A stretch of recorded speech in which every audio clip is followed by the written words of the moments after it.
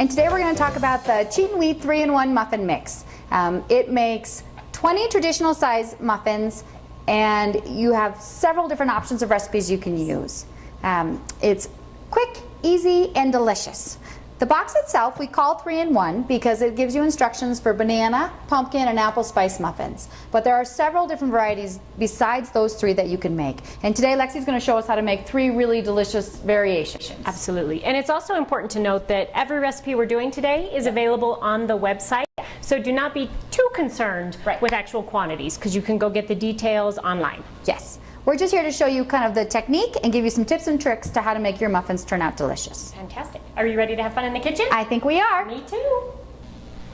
Now that we have our first 2 muffins in the oven, it's time to do the Everything But gluten-free muffin. So fantastic. I love this muffin. All right, I have a question. Sure.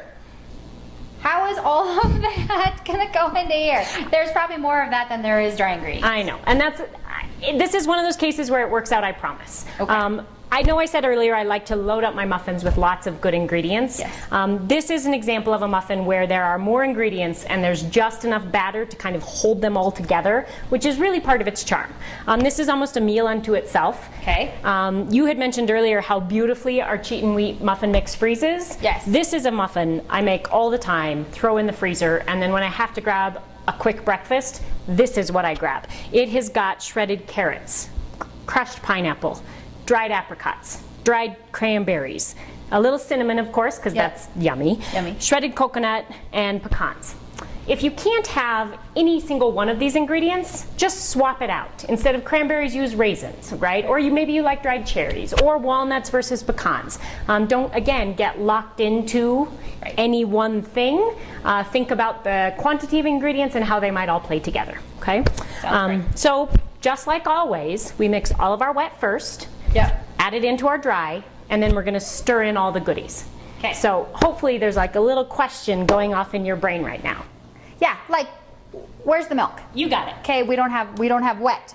This is applesauce. I don't know if I would consider that actually wet ingredients. Yep, and that's where a lot of people are going to have a concern. So where before we had about a cup of milk. Right. In this instance, we have a cup and a half of applesauce. Okay. You could also use banana puree. Think about it as a wet ingredient. And you need a little more of it to do the same amount of work as a cup of milk. Okay. So this, in this case, is our milk. Now, the great thing about this muffin is naturally dairy-free. Right. So for all of you dairy-free fans, no substitutions necessary. Right. So we have our oil, of course.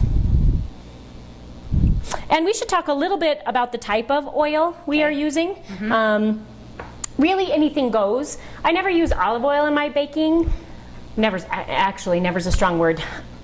Olive oil has a very distinct flavor, and it should be a very conscious choice to include. Okay. But it will bake the same. Yes. It behaves the same in your food. It just lends a particular flavor. In this case, we are using canola oil.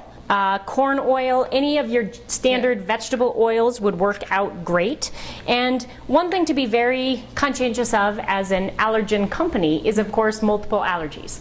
So a lot of times we recommend using corn oil because there's already corn in our dry mix. So then you're not introducing any other allergen. But mostly any vegetable oil will do. So again, cracking eggs into a bowl. I've got my oil, my eggs, and then my applesauce. And it doesn't matter, really, if you use sweetened or unsweetened. Right. That was going to be my question. Just really your preference. Your preference, whatever you have in your fridge, no big deal. Okay. And then, of course, I love vanilla extract. I think it goes in virtually anything. If you left it out, no big deal. Or if you wanted to use a different liqueur, great, no problem. All right, whisk this all up. I know. And really, just this right here, including this, that is our apple spice muffin. You got it. You know, it's funny to think. Box. I didn't even think about that, but that is in fact true. The instructions for just this muffin are on the back of the box. So you could stop there. Yes, and you'd have a delicious apple spice muffin, but it's so much more. It's just so much more with all of that fun stuff in it. And you want to tell them about our super secret trick that's not going to be so super secret anymore with dried fruit? Yes. Typically what we do when we have dried fruit in our kitchen is we plump it up using either fruit juice, booze, or hot water. Doesn't matter. In this case, we had crushed pineapple. When you were draining your crushed pineapple, you could have actually used that pineapple juice to soak that fruit in. Right. It just adds more flavor. Is it necessary? No. It's just a great way to add just a little bit more boost to the flavor you're getting out of your muffin. Right. And some dried fruit, if you're like me, you buy that pack of raisins and they've been in your cabinet for 6 months, they might be a little dry. So it's a good way to take dried fruit that may be a little past its prime and bring it back to where it's a nice ingredient to add to your baking. And why not? You're going to throw that pineapple juice down the drain anyway, so you might as well use it for something. All right, so just like before, we mixed all of our wet, we added it on top of our dry, and then we whisked them together. And then, I kid you not, truly, we are going to dump all of this in here, which is so much fun. And this little bit of cinnamon, I think, just takes it over the top. Yes. I'm a big fan, actually, of cinnamon. Of cinnamon? Yes. And, you know, another nice addition, if you didn't like carrots, would be grated apples. Yes. Zucchini would be fun. I know a lot of times, depending on what this time of year you're in, grated zucchini is looking for a home in every recipe. Yep. Now, as you can imagine, we say this will give you 18 to 20 muffins. We have just added so many ingredients to this batter that you're going to get more muffins out of this than you were the previous recipes. So don't be surprised if you get 24, 26 muffins.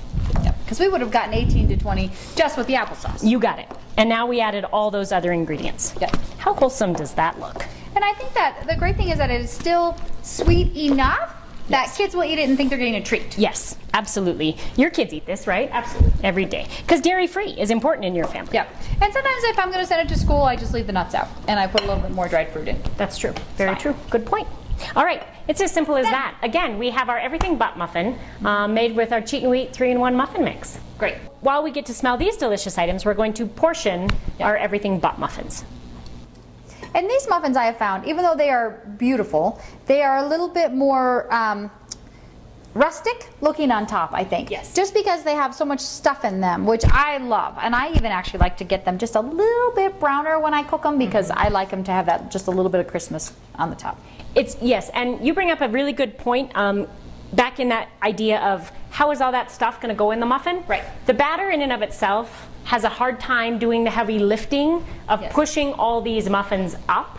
So you can fill them fuller than you fill other muffins because it's got a lot more ingredients to move. So don't be afraid if it's doming over the top of the pan just a little when you portion these out. They don't spread. Right.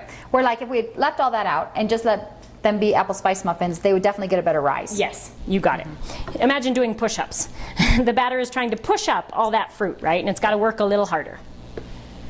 I just think these are so stunning. Yep, I think so too. All right. And so it has been so much fun today to cook with you. I know we work together and we have such a good time, but we rarely get to just sit back and enjoy each other's company in a setting as beautiful as this. So I appreciate it. And we always love when we can invite our guests to share that experience with us. And we would hope you visit our website, share your tips, your tricks, your recipes, your photos, and continue on this baking adventure with us. Because these are our favorite muffins, but again, sky is the limit. So if you take our muffin mix and find your favorite muffin, please let us know. We'd be happy to post your recipe online. We post pictures. I think that part of being gluten-free is being part of a very close community of other people who are gluten-free, and we love to share that knowledge. Okay. So as always, happy baking. Happy baking. Okay, so today, this is our bountiful display of all the muffins that we have made with our 3-in-1 muffin mix. If you've enjoyed baking with us today, please try our other flavors of our gluten-free mixes. They include our vegan chocolate cake mix, pie crust mix, we have our all-purpose flour, and we also have a pancake mix. And we are so glad you joined us today on our baking adventure. And this setting was fantastic. But now, it's time for us to kick back and enjoy. So happy baking. Happy baking. And cheers. Cheers.